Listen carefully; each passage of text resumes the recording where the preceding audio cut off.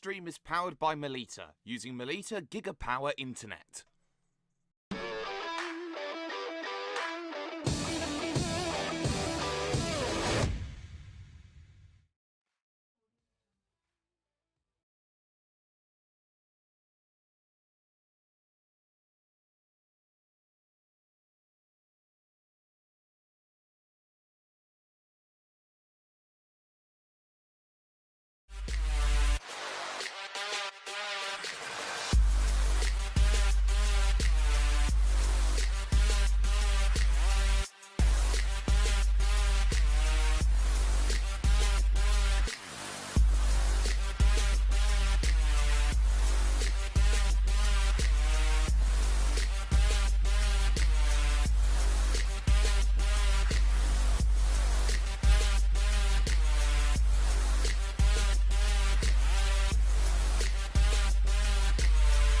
World Pro Racing, where sim racing becomes real.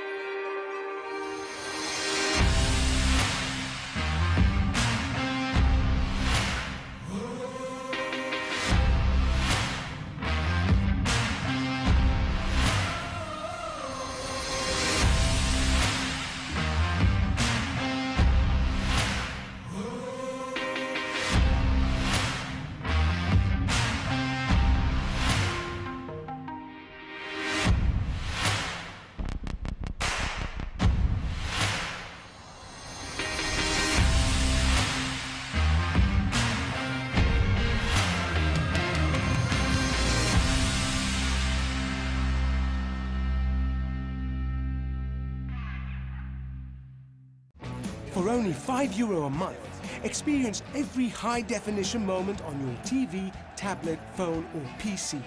Great teams, great moments, and so much more. TSN from Melita is your ticket to stay in the game. Visit melita.com/sports.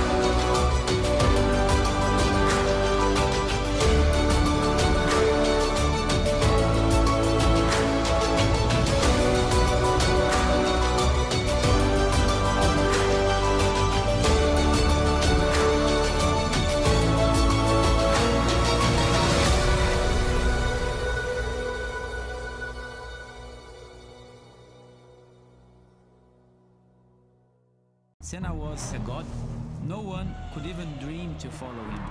I'm from a very humble background. The role of women at that time were really difficult. It's just so dangerous. You are risking not only your life, but also my life.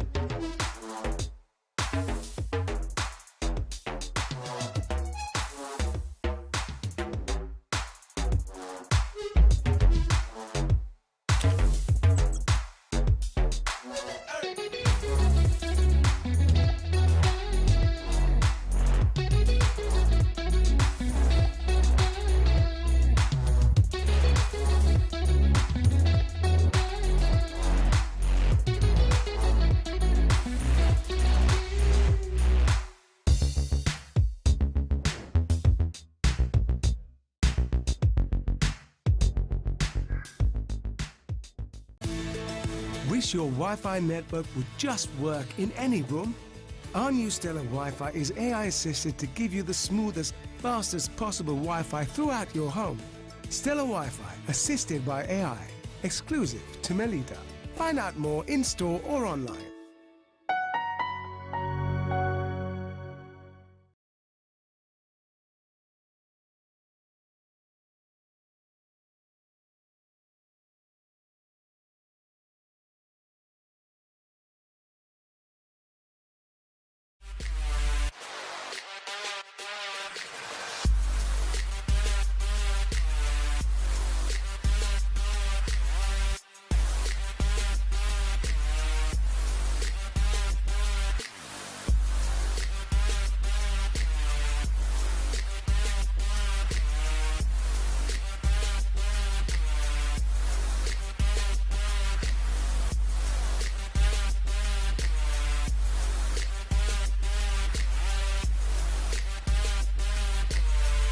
World Pro Racing, where sim racing becomes real.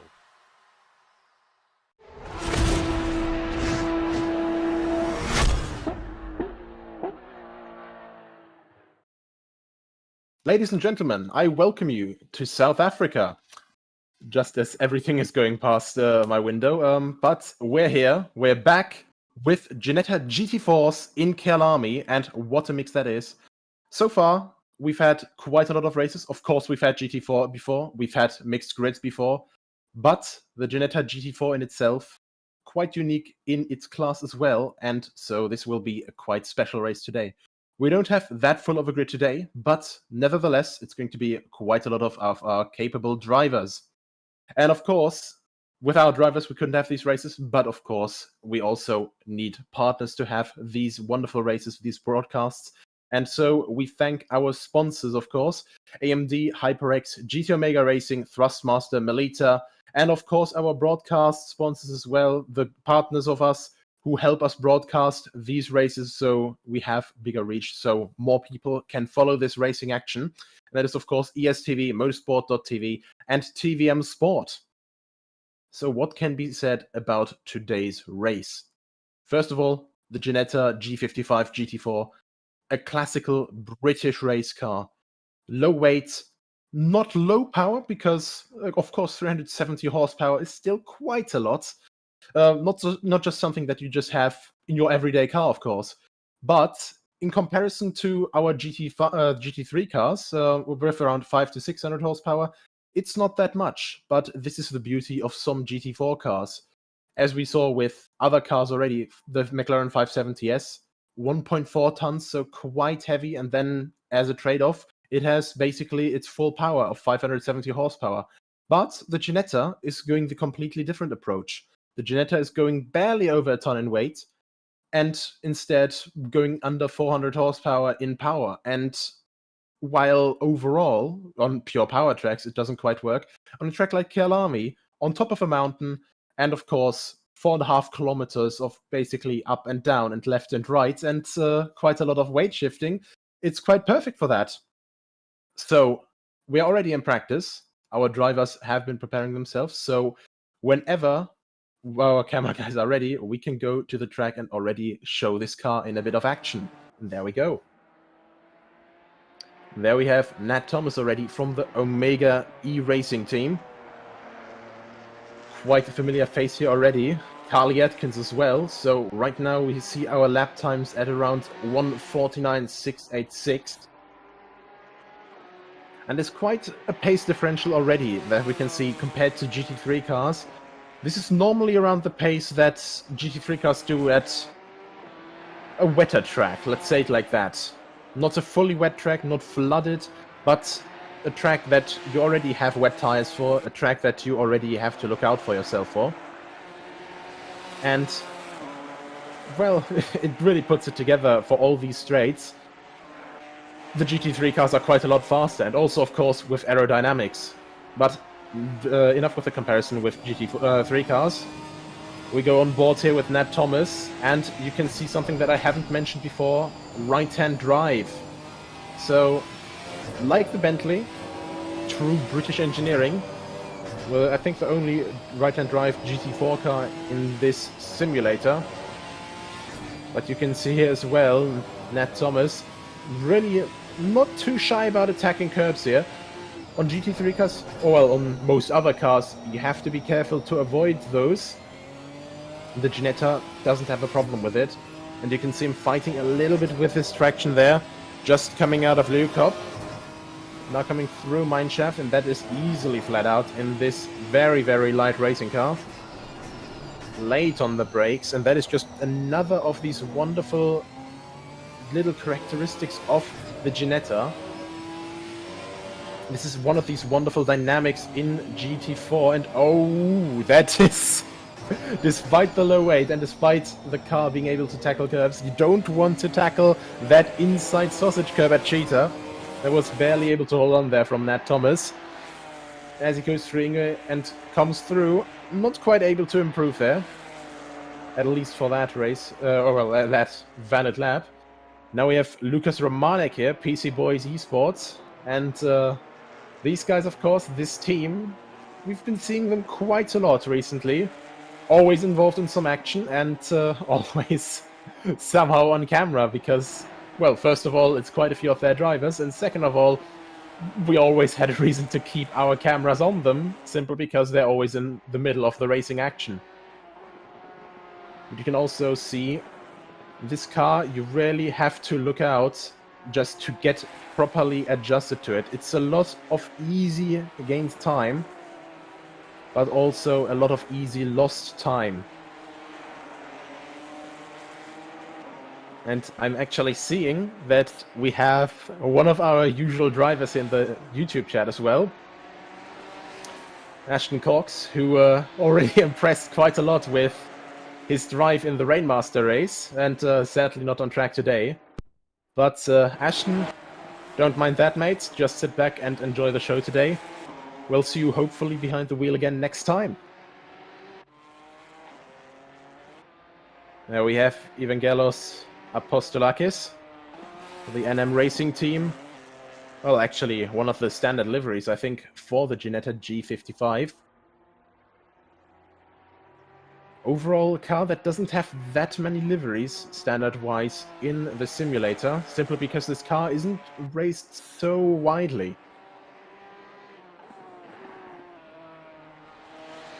You can really see really late on the brakes, trying to get the car for a late apex.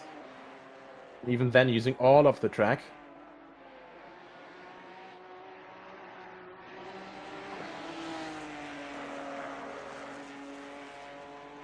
Pushing to the absolute limit the entire time, and you can see that Apostolakis maybe not quite there on the edge of what's possible with the car, but desperately pushing to get closer to it.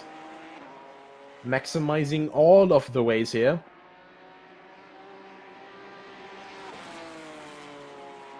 Comes from Mineshaft into turn 13, that is the Crocodiles. Actually doesn't hit the inside curb, so maybe going a bit wide there. Using all of the outside runoff as well, as long as it's illegal. But doesn't hit the curb at Cheetah, now braking hard into Ingwe, the last corner.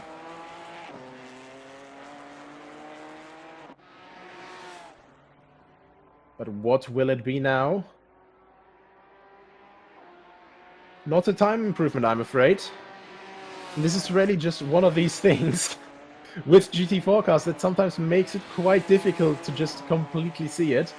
Because you can have a lap that's not going quite so well, but with these GT4 cars, simply because they're just a little bit slower than GT3s, and, well, a little bit on certain tracks, quite a lot. It still looks like they're going, well, on the absolute limit. They're going on the fastest lap of their lives, and it still is sometimes just not quite enough there. But with a car that light, with not that dampened car as well, of course, you can see the car moving around, constantly struggling for grip. And of course, in high-speed corners, you notice that as well. A lot more dependent on mechanical grip as well. The car's just not quite there with the aerodynamics, but that is the charm of GT4 as well. Because on longer straights, if we have these cars, for example, with more power, we see the BMW M4, we see the McLaren 570S, and also some others like the Aston Martin. All of them depend on power a little bit more, and if we go to a track like the Nürburgring Nordschleife, on that track, they actually achieve higher straight line speeds than some of the GT3 cars, simply because they've been BOP'd down a bit. So a bit of racing trivia there. That is not the case, though, with the Ginetta, because 370 horsepower, it could probably make it to around 270 easily, if the straight is long enough. But the gear setting for this is one set, of course, and the gear setting only gives it a top speed of 240 kilometers an hour. Quite problematic for some certain tracks. Bathurst, for example, you go down Conrad Straight, at around halfway there, you're already in the limiter, and of course that is quite a frustrating experience when you're driving against something like a Chevrolet Camaro, for example, which almost does 270 down the straight.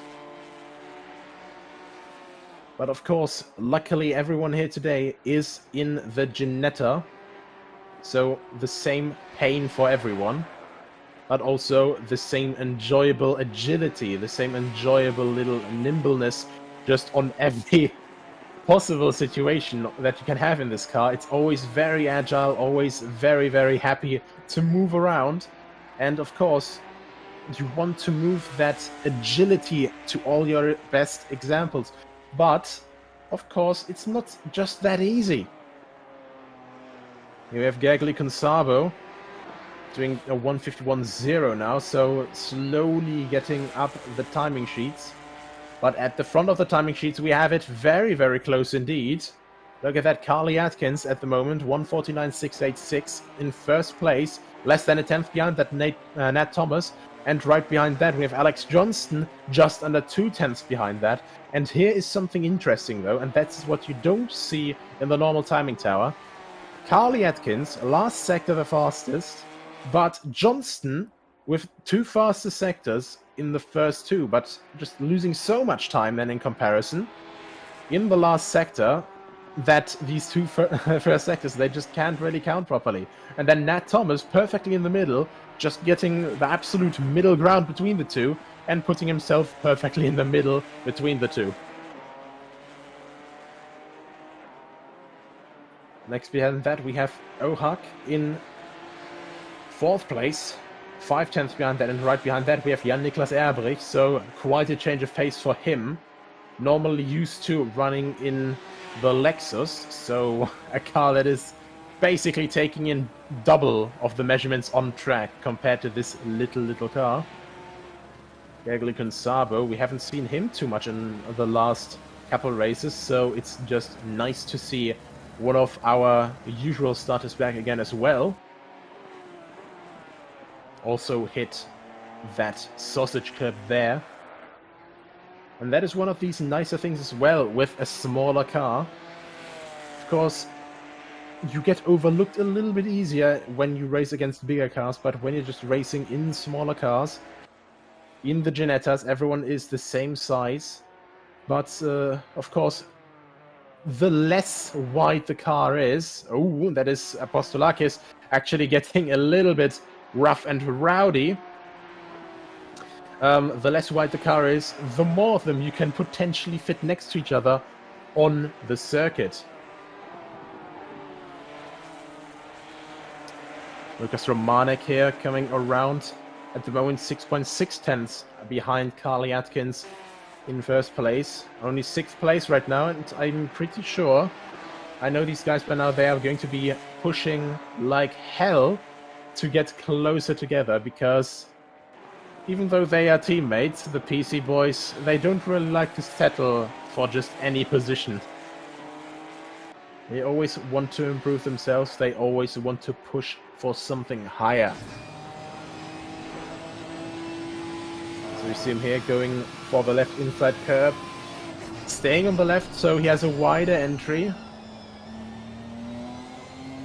Very conservative though, not taking the curb. No little wiggle from the rear end. Very clean so far, and now up to 4th gear. Now down to 2nd gear. For Ingwe. Makes his way to the start-finish line. And still not quite able to improve it. There was a bit below 2/10 slower. And yeah, this is just one of these moments. You're just trying to do your best to improve, and you're not necessarily going to be able to do it. Always just looking for a better time, always looking to improve, and just not quite able all the time.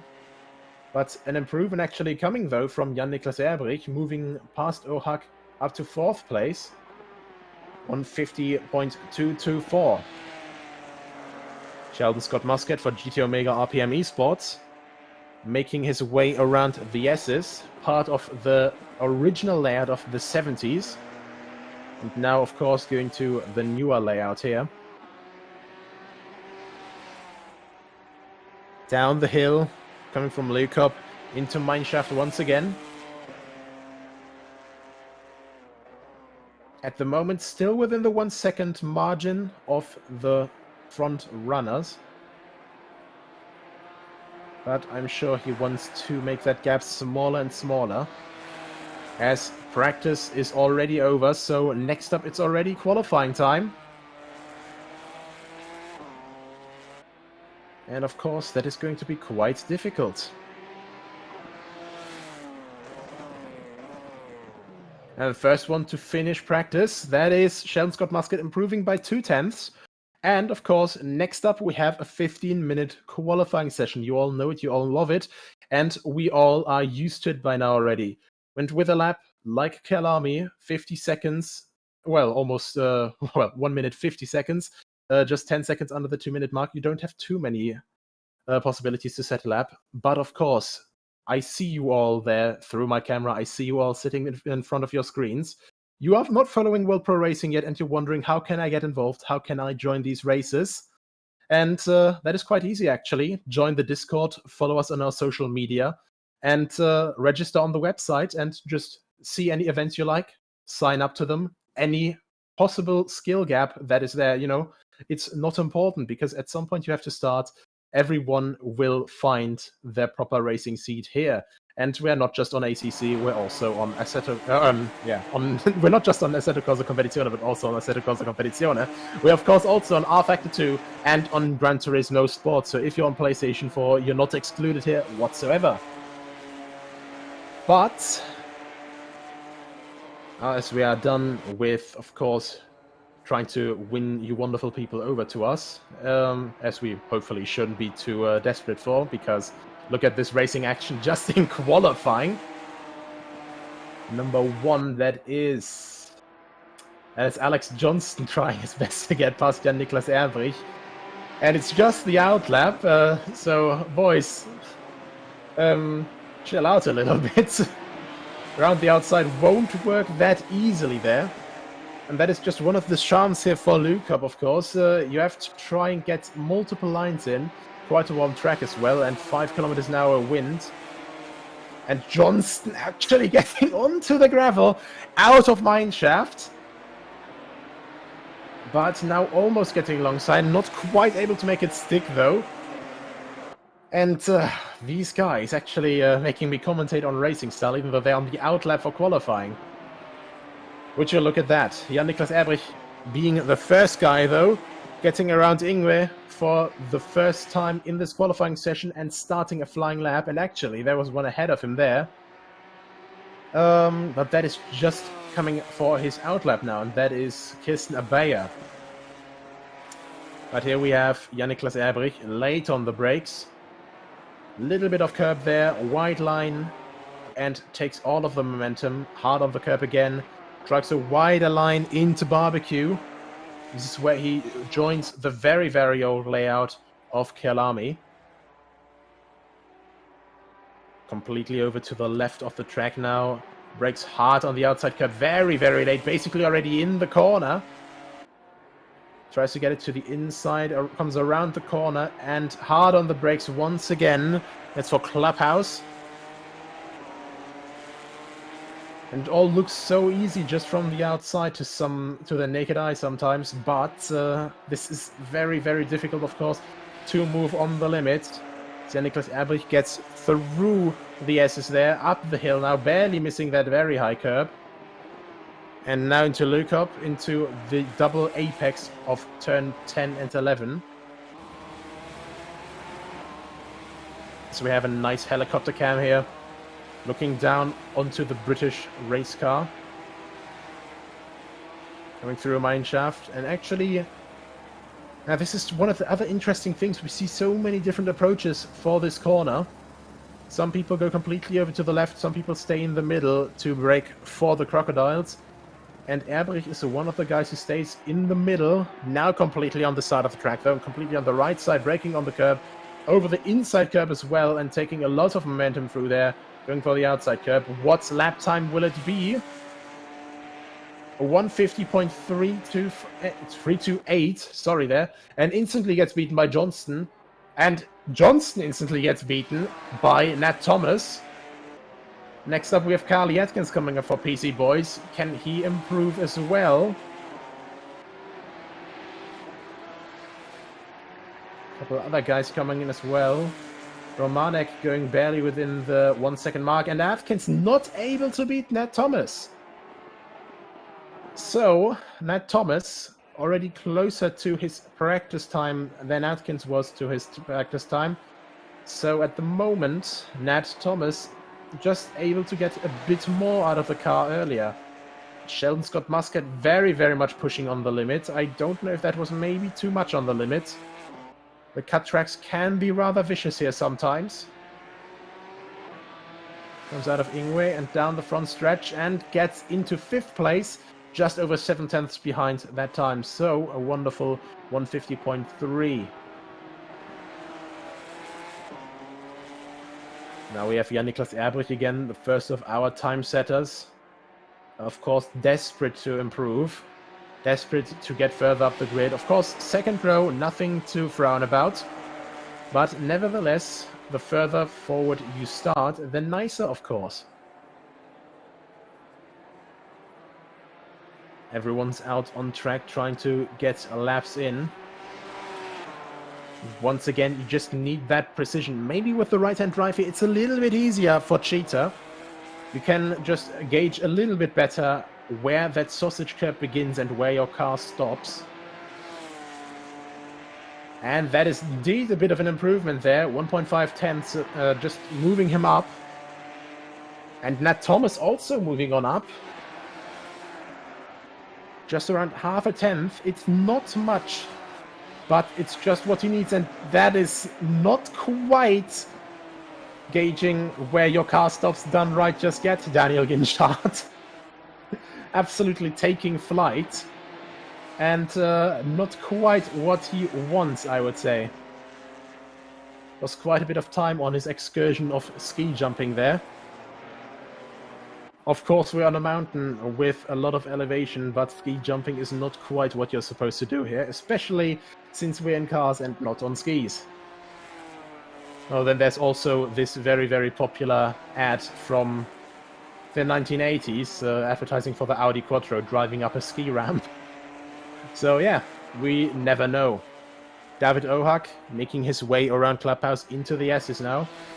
The moment 1.4 seconds off. And of course, he's not going to be quite happy with that. Always wanting to be further up. And Ohak, he is one of the guys who is not always quite up there, but always in the midfield, always up to deliver some good racing action. And then sometimes he gets a good draw. He gets the setup just right, and he can run with the front runners. And that is just the beauty here at World Pro Racing. Of course, we have our established front runners. Carly Atkins, Jan-Niklas Erbrich, Sheldon Scott Muscat, and of course Luke Whitehead as well, who isn't here today. We also have people who are always fighting in the midfield. And, you know, they just sometimes, through waiting and through being patient and through just constant tenacity, they can also get some top positions. And that is just the nice thing, you know. This is just what makes World Pro Racing quite unique in my opinion. Despite having these different skill gaps here, despite having pro drivers, despite having AM drivers, and as we speak of different times and skill gaps and all that, Carly Atkins improves and starts breathing down his teammate's neck. Definitely letting Nat Thomas know, mate, you're not on your own here, watch out. Rainer Resser now with his very iconic bright pink livery. 151.6 at the moment. So sadly not quite able to make a valid lap there, because we definitely saw an improvement there. Now back to Kirsten Bayer, and actually that is a lot of sideways action, barely able to keep it together, but having enough car control to not throw it in the wall.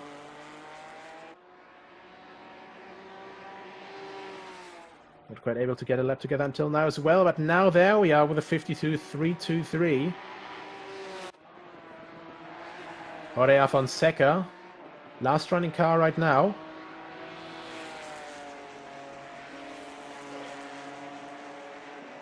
Makes his way up the hill.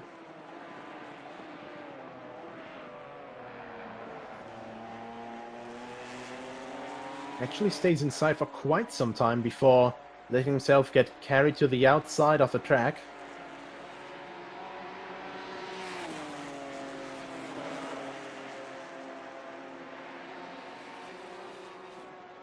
Then very, very wide on the entry there, and actually not quite getting the turn in right.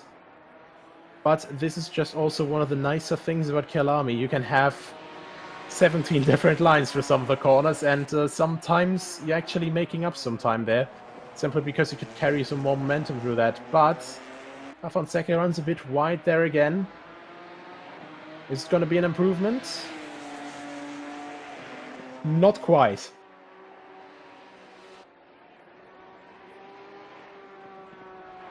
Sheldon's got Muscat here though. 6th place. Just under 6.5 tenths behind Nat Thomas's hold time right now.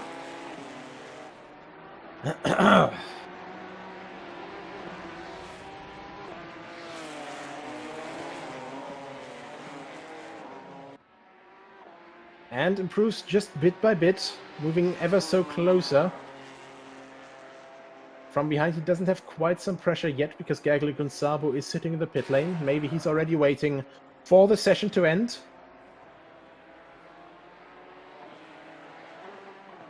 Evangelos Apostolakis running very wide as well, so I think that may have been an invalid lap.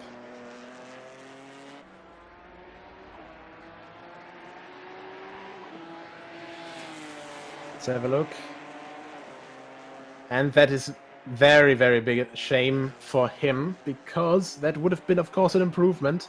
Would have been around 3 tenths up. Could have almost been an improvement ahead of Corkery, ahead of him. Rainer Resser on his laps still as well.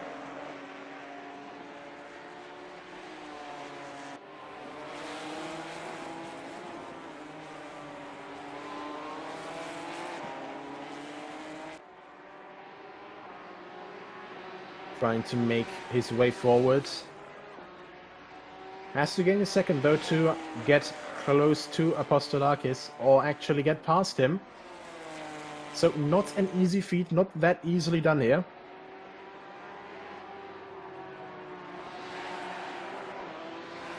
But he doesn't let himself get discouraged.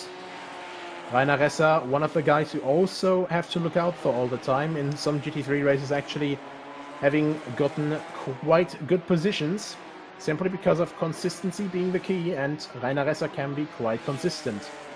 Just staying alive, and actually there we go. Gains 1.1 seconds, only 1.4 behind now, and moves ahead of Apostolakis into P12 onto the 6th row on the grid. Apostolakis though, we saw that he can also go faster. Maybe this time with a valid lap. Little bit of a wiggle coming out of that corner. And again though, just a little bit too wide. Evangelos, turn it down a little bit. Looks impressive with the wiggle, but of course the in-game cut track penalties, they're not going to be looking at you with two nice eyes here. And again, that would have been almost 2 tenths, well, over 2 tenths improvement. That would have gotten him P12 back. But, of course, you have to look out there. You have to play by the rules of the game. Jorge Fonseca making another way around here. Coming into Crocodiles once more.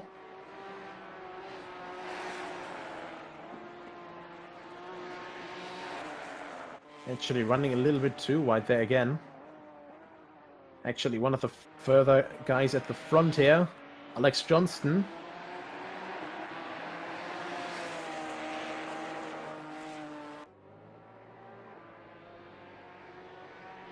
Makes his way around the last couple of corners now, and actually very, very early turn in there under brakes, so a bit of trail braking going on.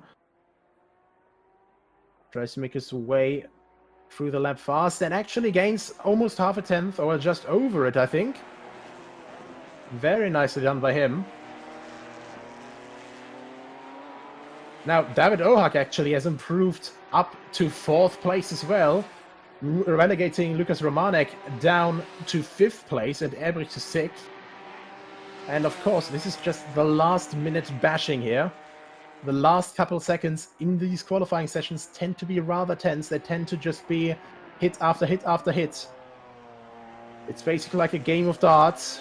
At the start, you know, everyone's struggling, and then suddenly the focus sets in, throwing bullseye after bullseye and constantly improving. And what an improvement is that of Nat Thomas, coming to 149.332. Postolakis now for his second to last attack run and actually gets that move done finally. 150.5. Moves up to 9th place ahead of Patel, Ginchard and Corkery. And this is just that moment. You just have to get the lap done properly once. This is the beauty of qualifying. But of course, only one fast lap will not save you later, because we've got a 40-minute race coming up. And Daniel Ginchard again kissing his lover, the inside curb, the sausage curb there, goodbye as he heads into the last corner.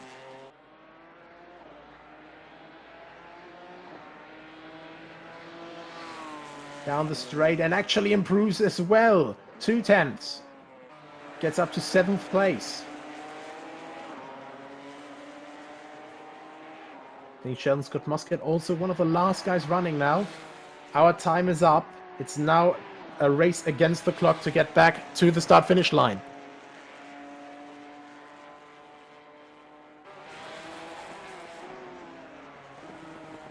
Very late on the brakes for Leo Cobb.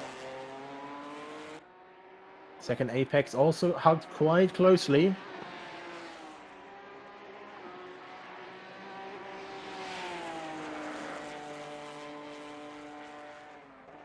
And again, if you're watching this and you're thinking, well, this looks like a lot of fun, be sure to like and subscribe and follow, of course, on our social media, Facebook, YouTube, Twitch, Twitter.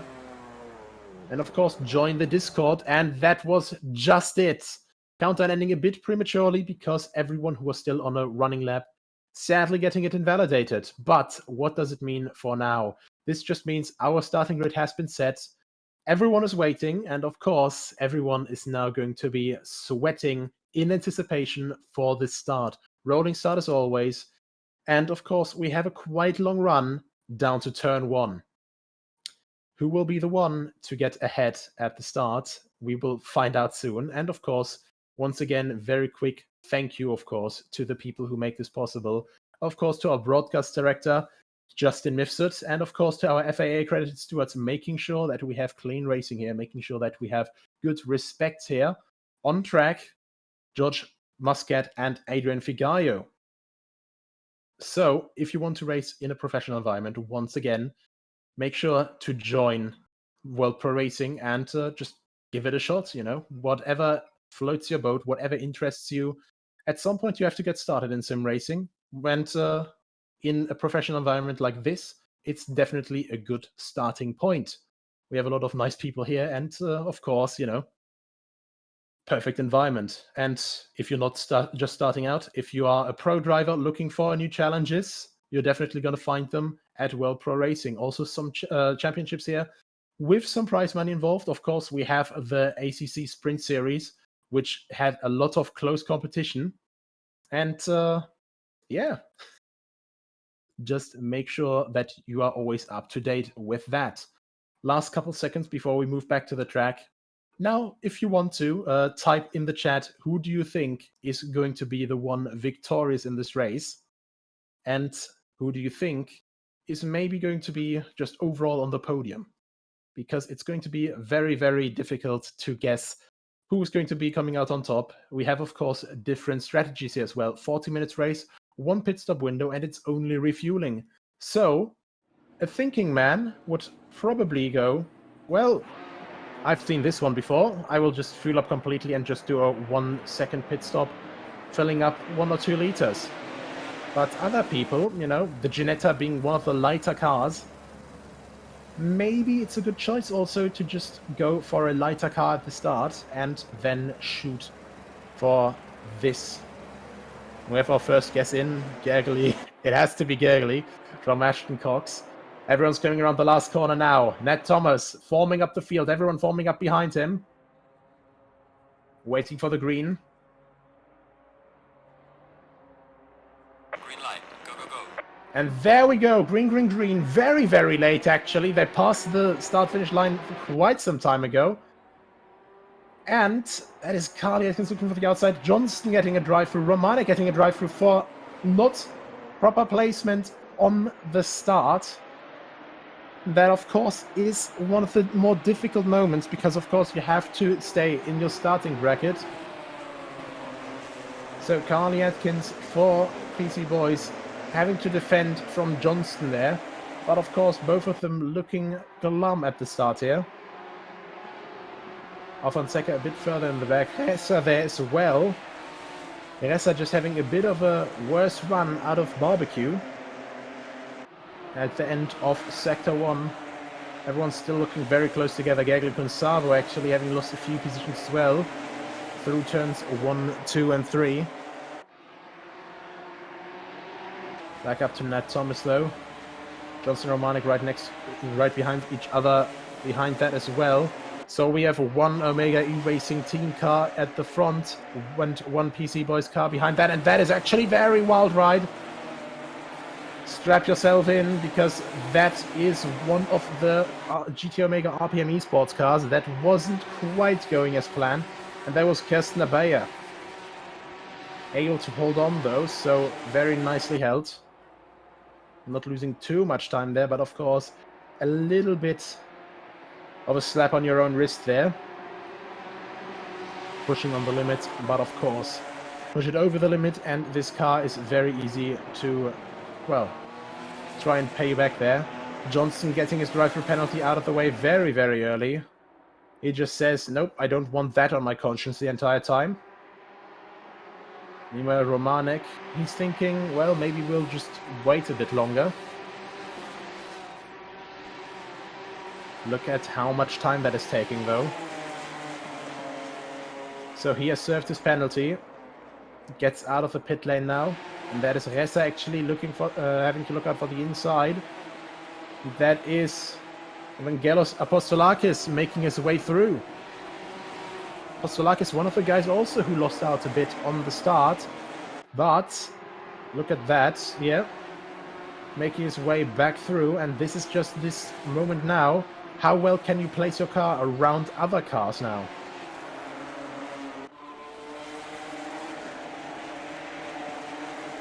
Back to the front, Nat Thomas. Just trying to drive his best line right now to get a bigger gap to Carly Atkins. And so far it's working quite well.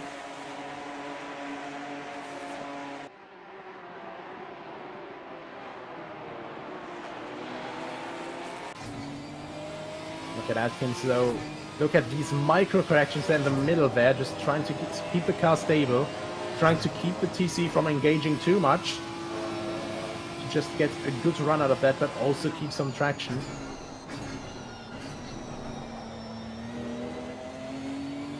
Gets a bit close on the brakes through the crocodiles.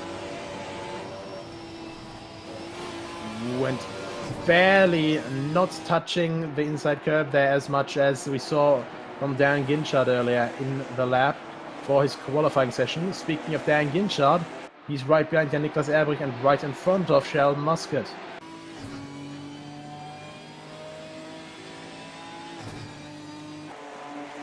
You can see some slipstreaming action going on as well.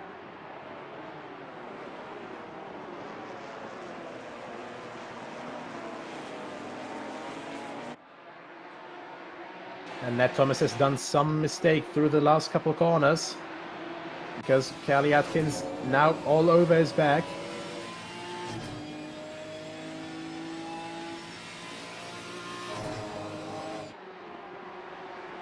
But then again, gets a better run out of barbecue. This is just games of cat and mouse that we will see over the entire race. Slowly we're also seeing some separation into packs, so the M drivers will get a bit more separated now from the pro drivers, and they'll have their own little fighting groups. It's just something that we see all the time at World Pro Racing. And that way, people are always, you know, happy having some racecraft training, of course. Orhak looking for the outside, and that is, I think that was Romanek getting back through. Now, who's that on the outside, though? That is... I think it was actually Romanek. Yeah, that is all three of them there. Romanek, Orhak, and Erbrich looking side by side. And again now, and Erbrich actually has to let off a little bit there. Ginetta breathing right down his neck now. So this battle of 3 transformed into a battle of 5 now. Muscat right behind that, trying to look for a better line. And that is actually Lucas Romanek, who's now delivering his penalty. Last lap that he could have delivered it. And we're already 5 minutes in.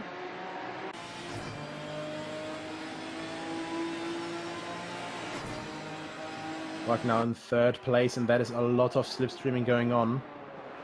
Looking 3 wide, looking almost 4 wide, but that's getting thought better off. And Orhak, you can't just pull over there when someone's already alongside, mates. Of course, you know, fight aggressively, be aggressive on defense and offense. But of course, you have to look out where other cars are.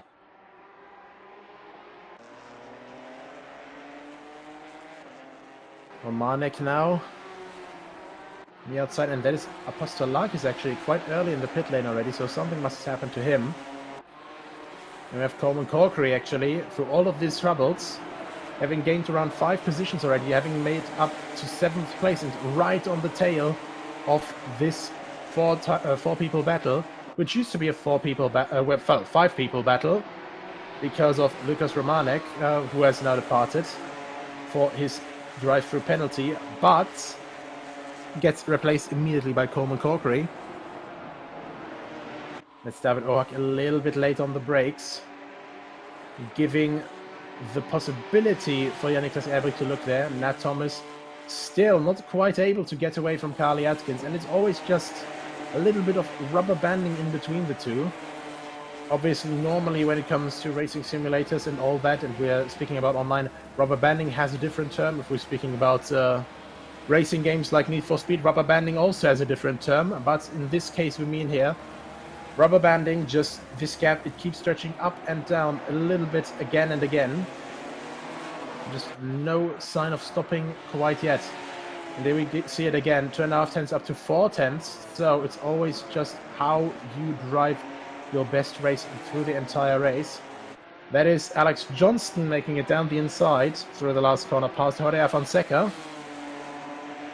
So Johnston starting his comeback run now after the drive-through penalty, after he was placed badly for the start.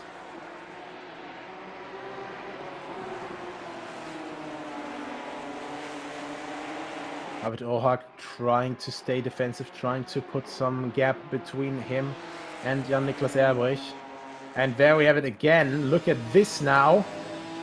That doesn't look like 4 tenths at all. That's immediately down to 1.2 tenths again and less. Because look at that, over and under. Here comes Carly Atkins down the inside for the S's, for the first part at least. Completely alongside and actually a bit argy-bargy, door-to-door banging. Maybe a bit too much aggression there. We'll see if it gets investigated by our stewards. But Carly Atkins takes the reins, gets up to P1 for now. And I know that these guys, they will have a word or two about it later.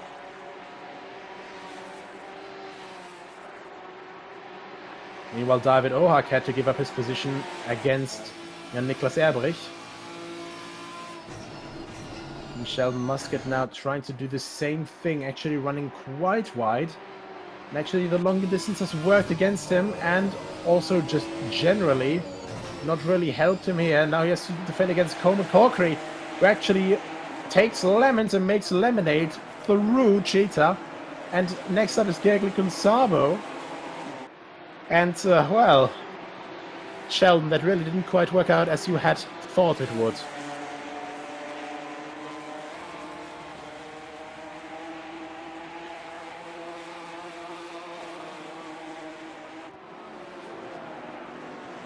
Again, Muscat has to defend against Consabo. Gifted Racing Team driver all over the back of GT Omega RPM Esports here.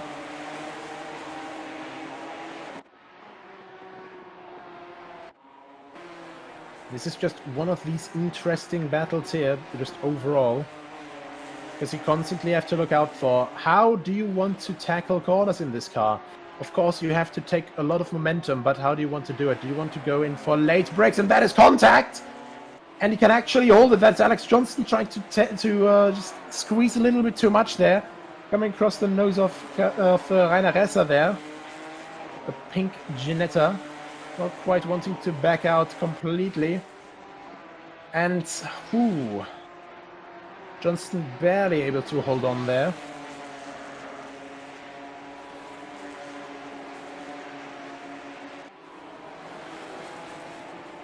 That could have been way nastier than it was here. There we see Alex Johnston now making his way past Rainer Resser up to 11th place. Right behind that we can already see Lukas Romanek and also Orea Fonseca in 14th, who is now behind. And I think we've already lost one of our starters, which is of course a shame. But of course, luckily we still have 14 people to go.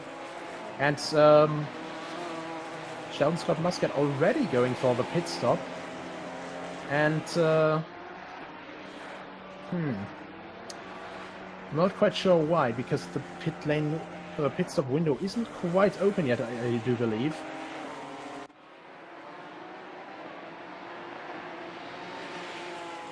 We will have to see. Of course, sometimes it can also be with technological trouble.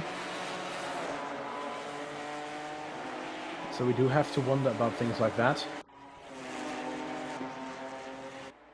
Through all of this, though, Daniel Ginchard now up to 3rd place, and Niklas Erbrich must have made a mistake along the way as well. Look at that now, side by side. Erbrich looking for the outside, can't quite make it work. These cars have such a low profile, you can just barely see them right behind each other as well. When you see them behind one of these BMW M4s or behind a Camaro, they just completely vanish.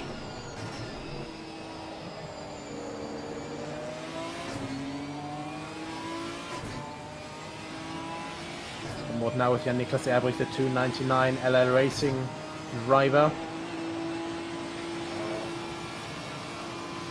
Makes his way from Mineshaft into the Crocodiles once again. And just not quite able to get in there.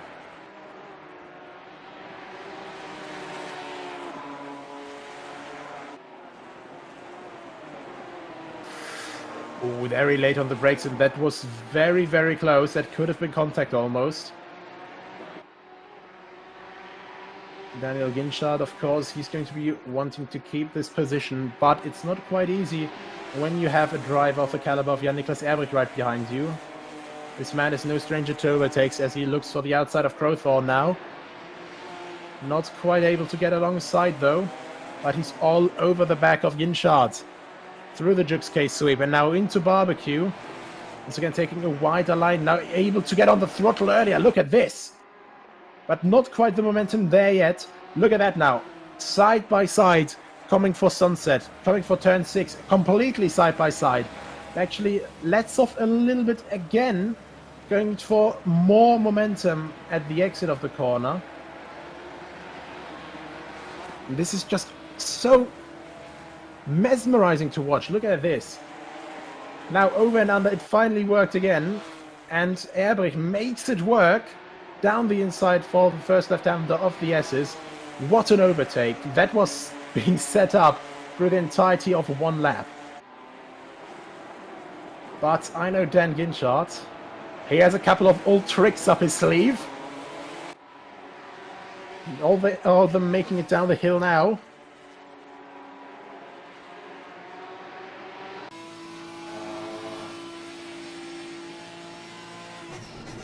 That is actually quite some distance between Erbrich and Ginchard, so something must have been there on the acceleration for Ginchard. Some little mistake.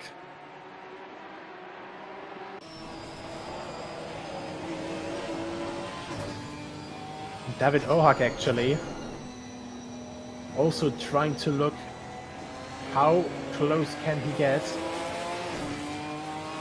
Just a little bit too much fighting with the car though.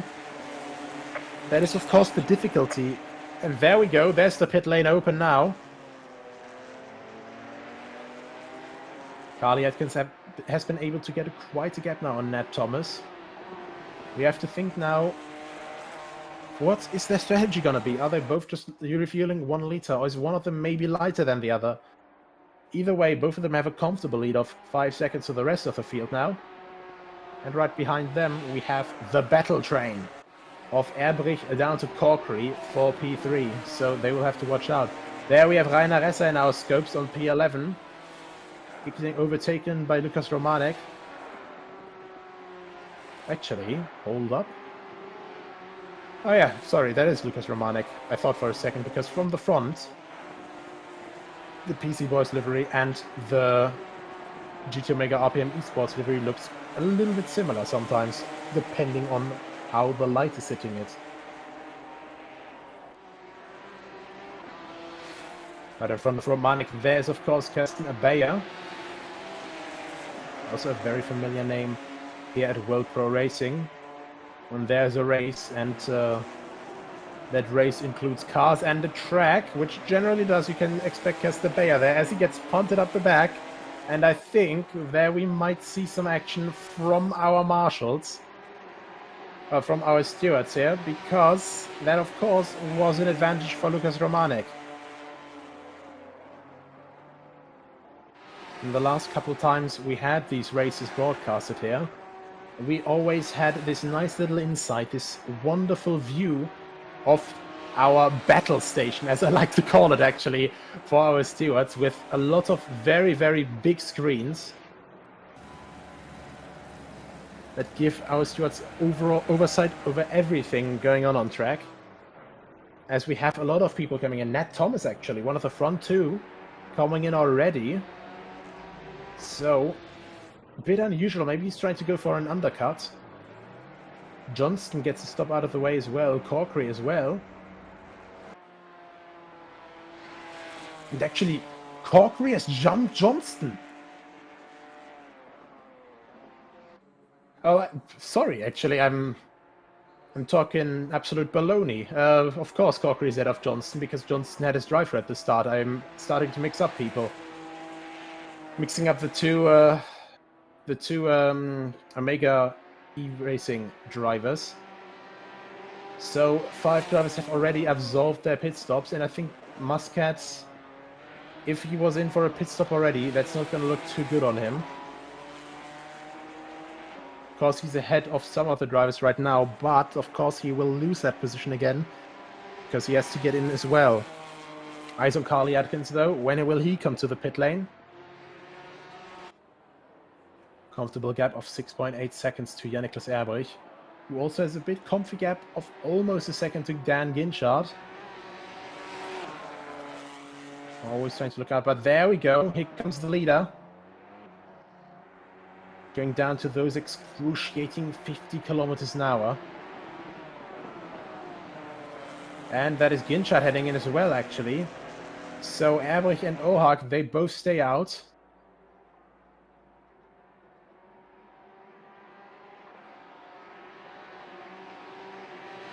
Sabo and Patel actually head in as well. So we're now in the middle of our pit stop phase.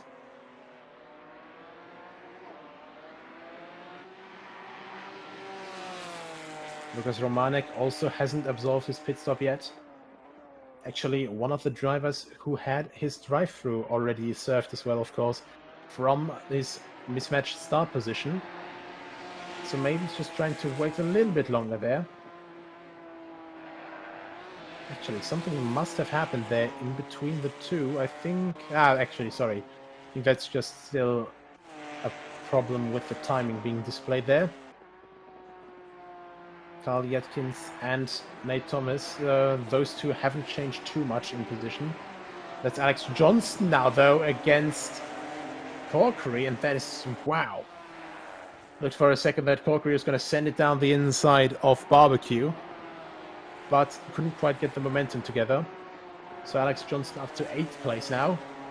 Romanek actually gets a 5-second penalty, and I think that will have been for the collision between him and Abea. We are halfway through. Keep it up.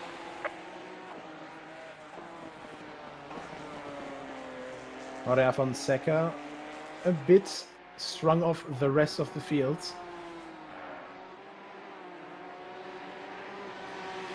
Only 4 people left in this entire race to pit, and there's one of the 4. That's Niklas Erbrich heading in. So close to the inside wall as well, so he's going full risk there. Consider that is a right-hand drive car, so he's sitting quite far away from the left side.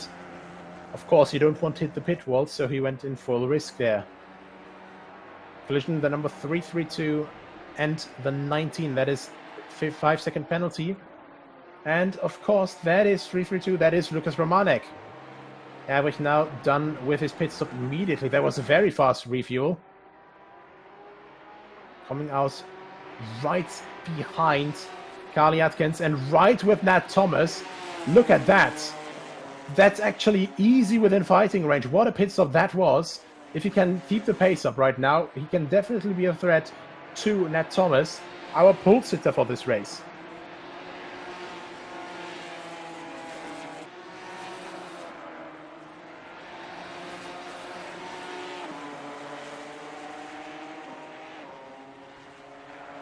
So the pit stop strategy definitely worked for Jan-Niklas Erbrich. Definitely worked better for him than it did for Nat Thomas. It definitely worked for Jan-Niklas Erbrich, because look at the gap behind him. 4.6 seconds, that used to be 7/10. When Dan Ginchard came in, that used to be 7/10. Now it's going to be tricky for Ohak and for Romanek. Because, of course, you have to look out when you want to get that pit stop in. For Romanek, it doesn't matter that much anymore right now, because those 5 seconds will be added to the overall tally of his pit stop time. That is, of course, quite frustrating for him. But, of course, it was frustrating as well for Kester Bayer when that contact was made. But that is racing. Incidents can happen. And we now have Romanek delivering his pit stop, delivering his penalty, and that may have actually been... Nah, I think that was alright. Always difficult to judge when they come in from such high speeds into the pit lane.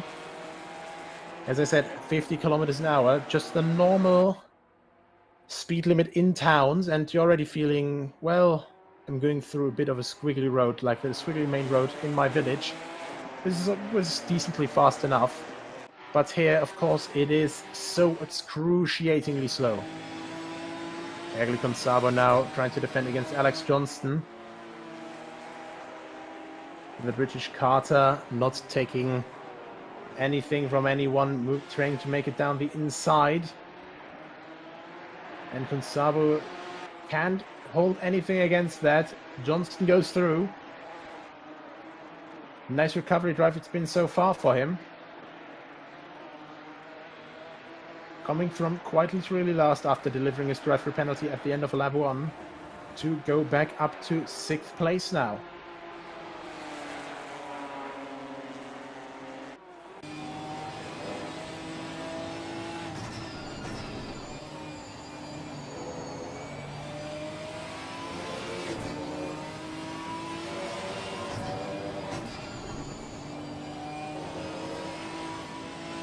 This is one of the good things about GT4 cars. Even when these little medium speed corners are here, you don't really have any aero push whatsoever. If we had this in F1 cars, for example, they'd lose over half of their downforce, and, well, that wouldn't be too much following going on. But GT4, due to them not having too much downforce, they can actually follow each other quite well in these corners.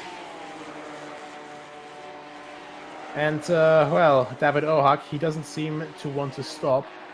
Get some lead laps in, and that is maybe a bad decision, because I think he just missed his pit stop window here. He might get a penalty for that. And with might, I mean definitely will. Because that pit stop is not a suggestion, it is mandatory. Sheldon Muscat maybe thinking better. No, he's also staying out, so I think Ohak and Muscat both looking at the short end of the stick here. The window is now closed.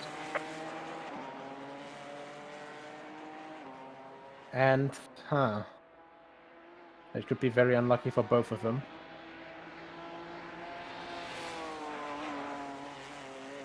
As Ohak actually drives off the track there for a moment. A bit too much pushing.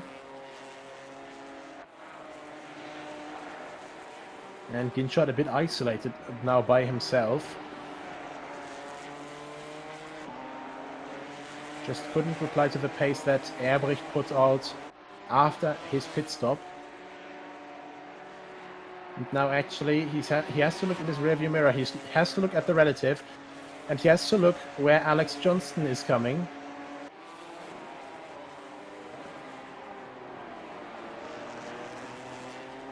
Only 14 minutes left, of course. And now Ohak is coming in, but I think the penalty will sit either way.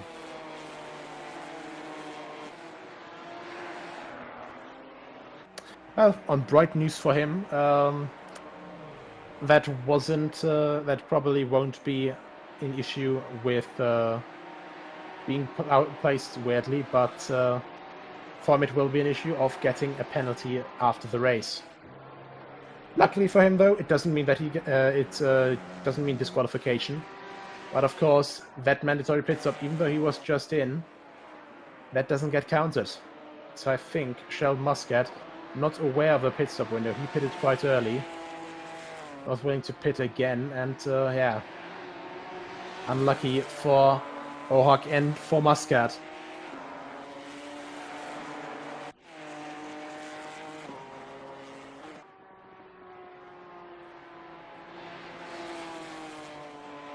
Less than 13 minutes to go, and Carly Atkins is putting on some pressure on Nat Thomas.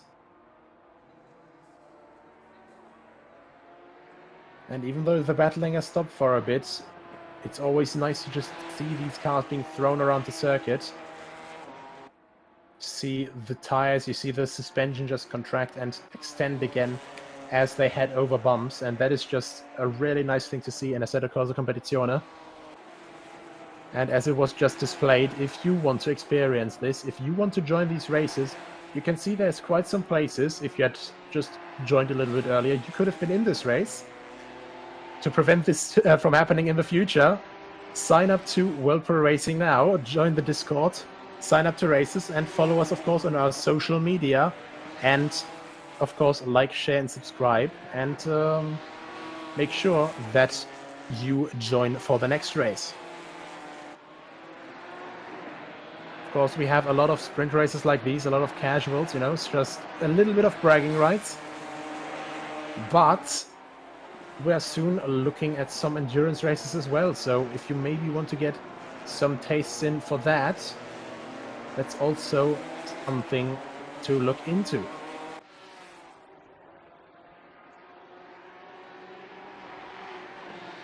$11:30 left. And I think that's around 6 laps left. And actually, having a look at our current events of the nearer future as well, we have the Triple Challenge, including wonderful races here. There is 3 races of 30 minutes at the British GT pack tracks, which are, of course, Oulton Park, Snetterton, and Donington Park. So 3 iconic tracks. 3 30-minute races with the Bentley, Aston Martin and McLaren, and there are still some places open. So, if you want to get your first steps in racing, now would be the time.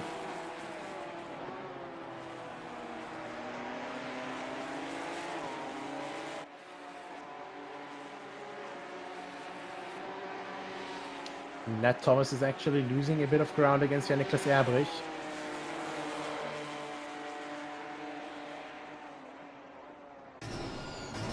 Getting through Sector 2, another 10th shaved off. Only 8 tenths remaining, and Erbrich, he doesn't always seem to be 100% on pace in a car that he isn't comfortable with, but he can adjust mid-race. We've seen it many times before. And he's getting closer and closer now to Nat Thomas. And as I say that, Thomas gets another little comfort 10th between the two.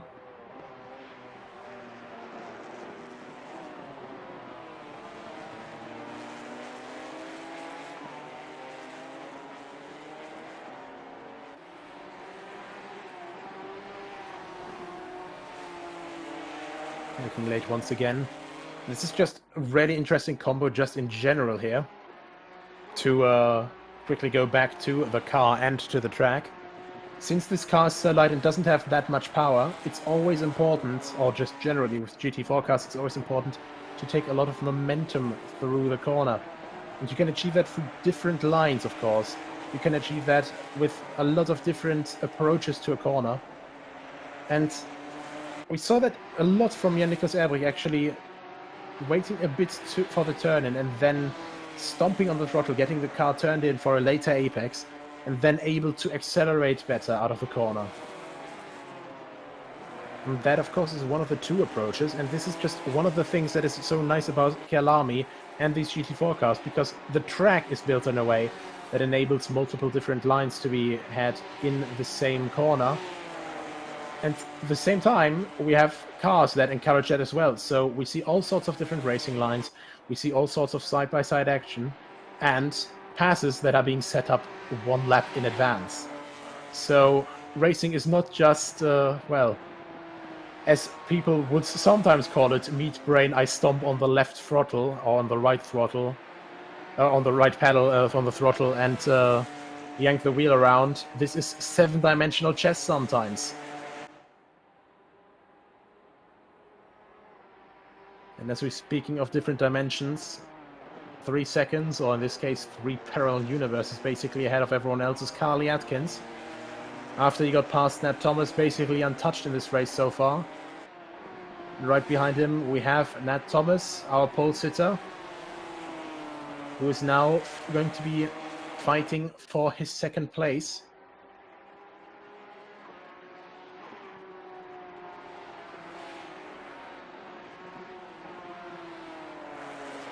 So this gap rubber banding a little bit again as well.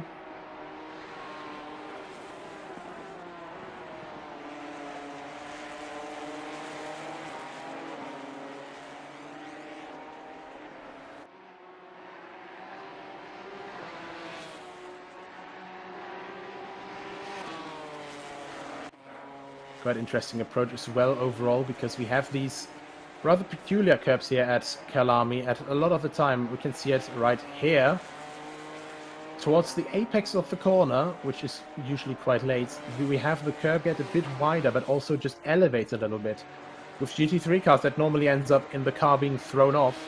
Here with these cars, as we saw it nicely with Vishal Patel attacking it a bit more, well, a bit more refined, a little bit less aggressive. The car is not really too fussed about that curb, and then we saw it earlier with Nate Thomas and Jan-Niklas Erbrich actually going fully over those things. The front splitter basically eating up the curb, and that is Dan Ginchard actually trying to hold his own now against Alex Johnston down in 4th place. So that was also a battle that was coming up. Alex Johnston having done one heck of a recovery drive here.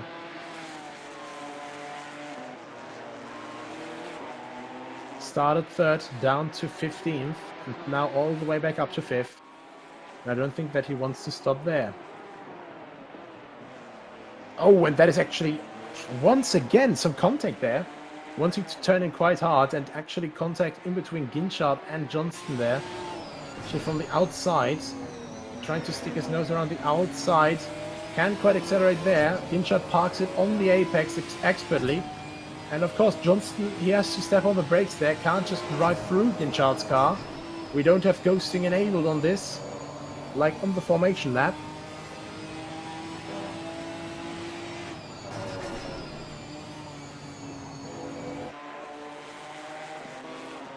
Down to second gear, and once again, down the S's they go.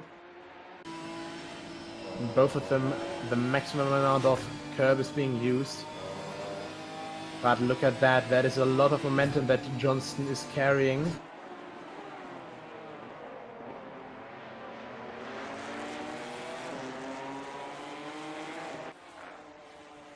Oh, and actually, once again, coming to blows here.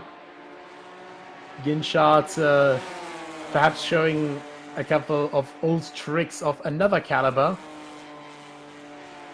Because, of course, these British kart racers, they are used to more of a rough play. Which out of context will probably sound a little bit wrong, but of course, with karting, you know, it's a lot of rubbing and racing. Here we have Johnston again looking for the inside, but not quite able to make it to the inside. Ginchard covers it up expertly. Johnston's forced to go for the outside. Will he try to get it turned in again? Actually, a little bit of contact again, and Ginchard stays ahead. Look at this defensive driving, absolutely maddening.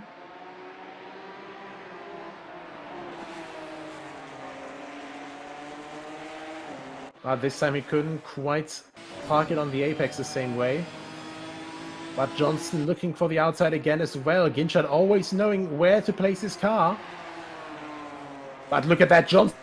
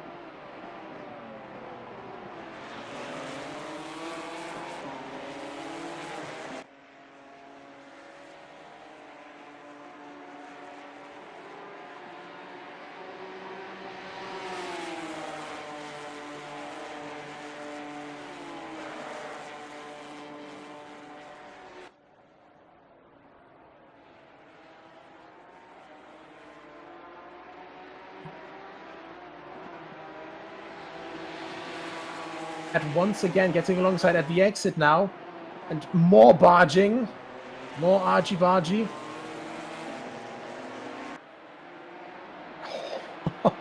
Now both of them are getting their elbows out, and this time it actually works for Johnston.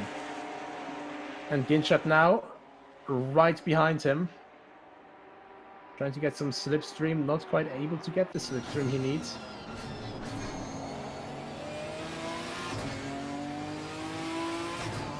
Was this it? Is this all that Ginchard can do? Or can he perhaps fight back a bit more?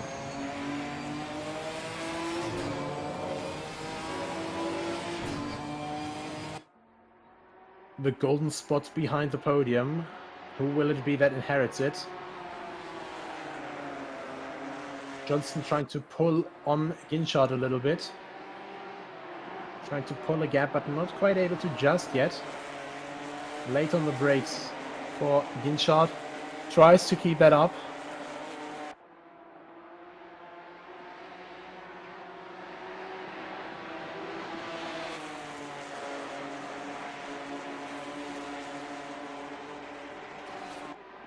And I have to be honest, I think these cars will probably suit these kart drivers' driving style quite a lot, because low weight, not that much power. And you know, you just throw the car into corners and hope that the mechanical grip sticks. But yeah, I think that is Johnston clearing out a little bit now. This is now Kyalami coming around the last corner to start the final lap of the race. Only 45 seconds left now. And that is, of course, now last lap started. The Ginetta doesn't have miraculous rocket thrusters on the back that enable it to absolve a lap within a minute. So last lap started. Alex Johnston now trying to keep this gap up, trying to keep this position up.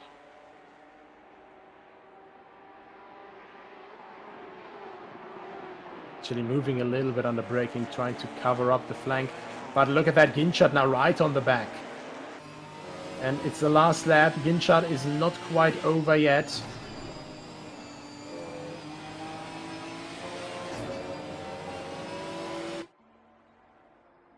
Johnson trying his best to get away from the Ginetta of PC Boys Racing. Trying his best to get completely sorted for himself, but not quite able to just yet.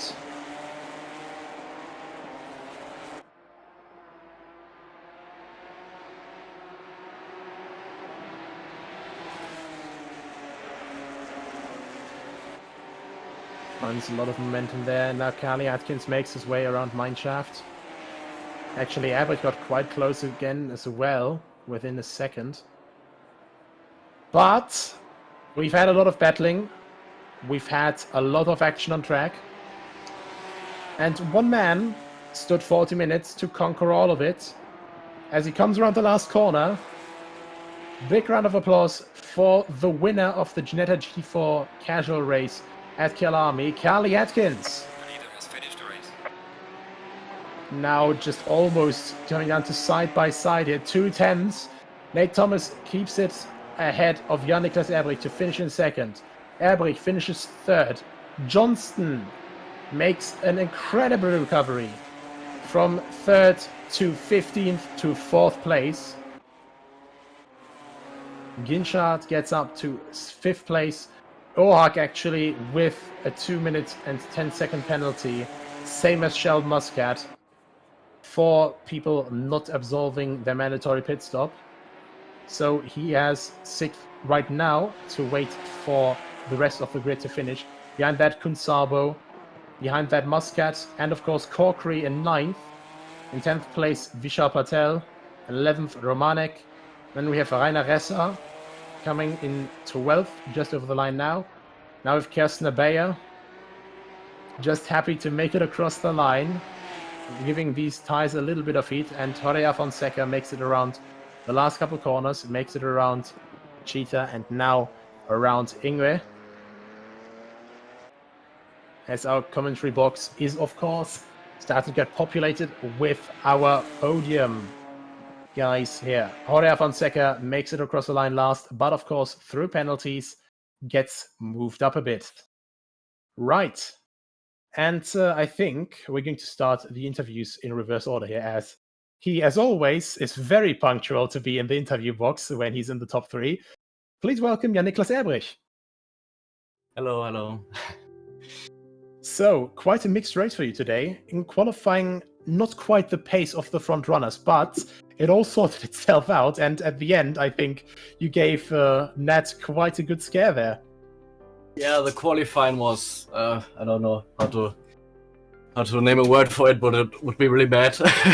The qualifying was, yeah, definitely the fastest one. I don't know what happened. So the car was weird to drive, maybe because I was driving the setup with a lot of fuel, like race fuel. Yeah, but in the race, I think I could have fought for the first place if my qualify position would have been better. But yeah, I'm proud on the pit stop because the pit stop was really nice. It was almost perfect. Yeah, definitely saw that because you barely stopped. Car got jacked up and instantly got dropped down again. So basically, just just like the simulation, so to say. And yeah, overall, a very good race from you, Niklas. Basically, no mistakes, and well, as always, you know, pushing and trying to make it the best race possible. Do you have anyone to call out to? Everyone who was cheering for me and watching, and yeah. Thank you guys for the awesome race. It was really fun, especially the first laps. It was so close, but still fair. Yeah, it was a nice race. Always happy to hear that, of course, and always happy to have you, Jan-Niklas. Thank you very much. Next up, we go to our second place setter, Nat Thomas. Hello, how are you? Oh, good. How are you doing yourself, mate?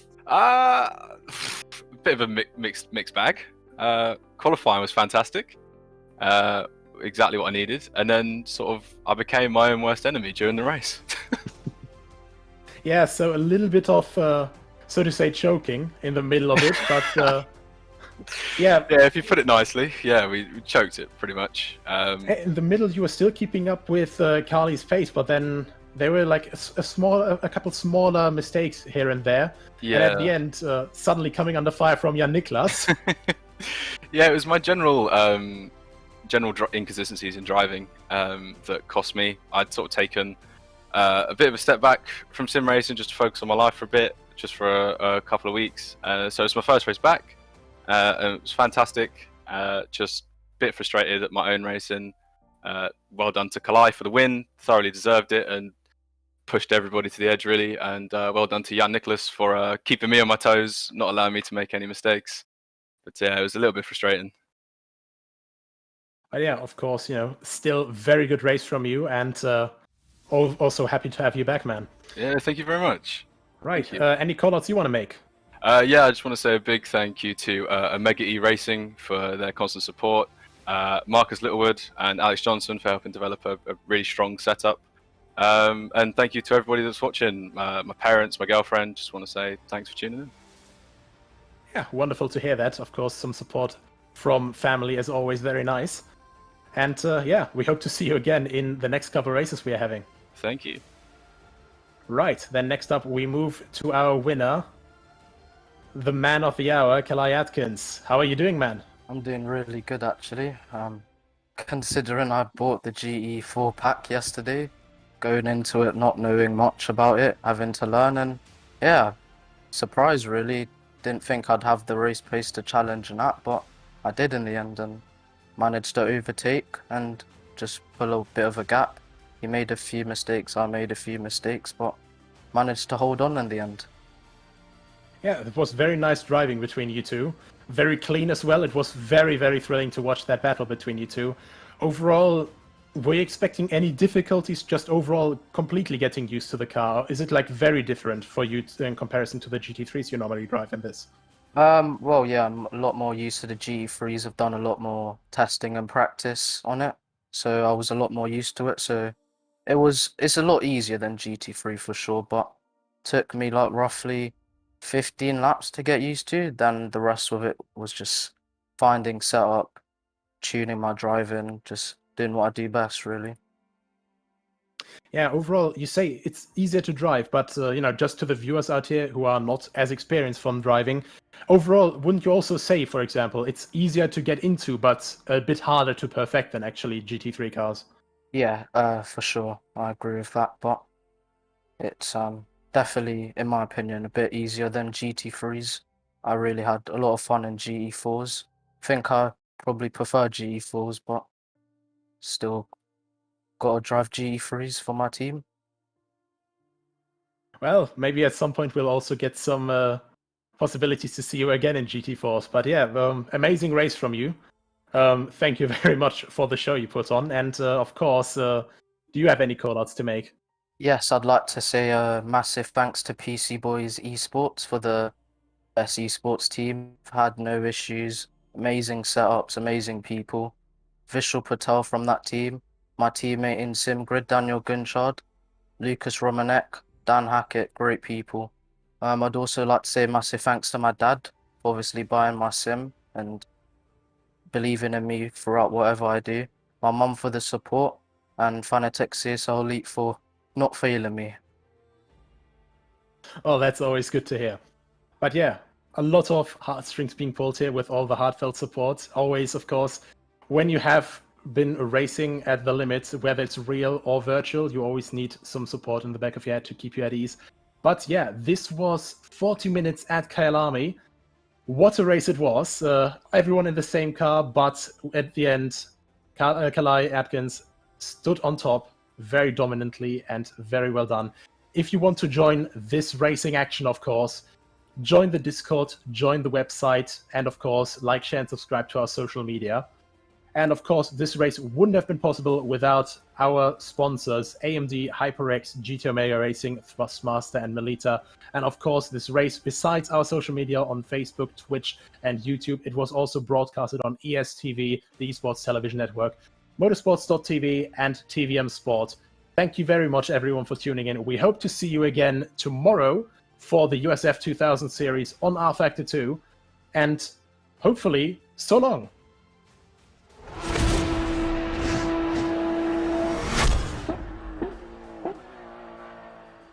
This stream is powered by Melita, using Melita Gigapower Internet.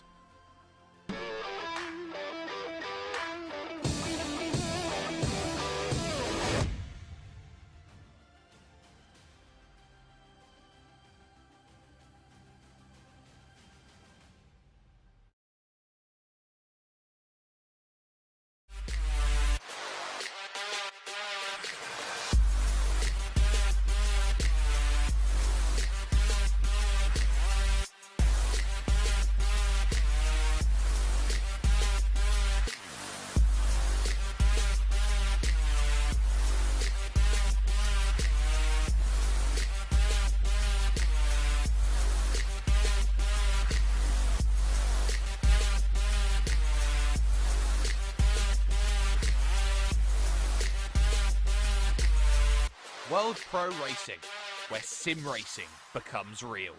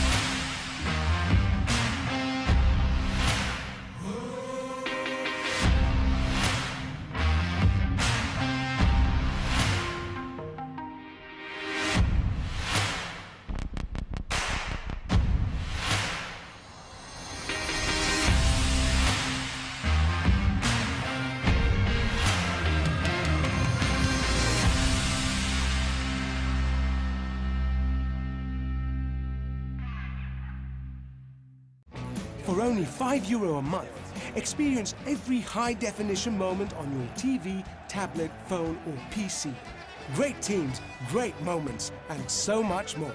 TSN from Melita is your ticket to stay in the game. Visit melita.com/sports.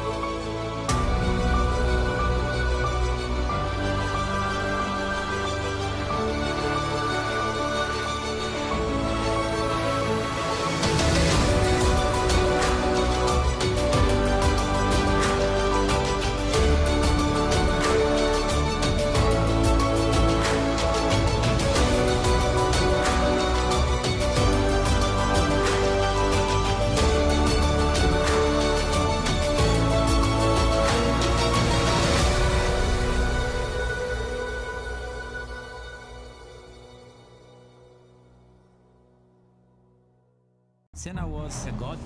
No one could even dream to follow him. I'm from a very humble background. The role of women at that time were really difficult. It's just so dangerous. You're risking not only your life, but also my life.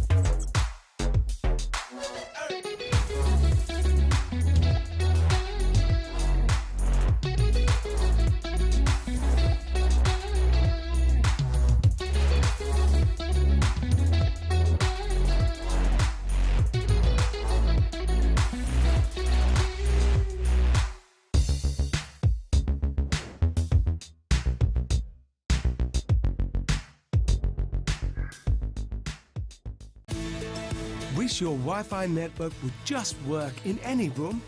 Our new Stellar Wi-Fi is AI assisted to give you the smoothest, fastest possible Wi-Fi throughout your home. Stellar Wi-Fi, assisted by AI, exclusive to Melita. Find out more in-store or online.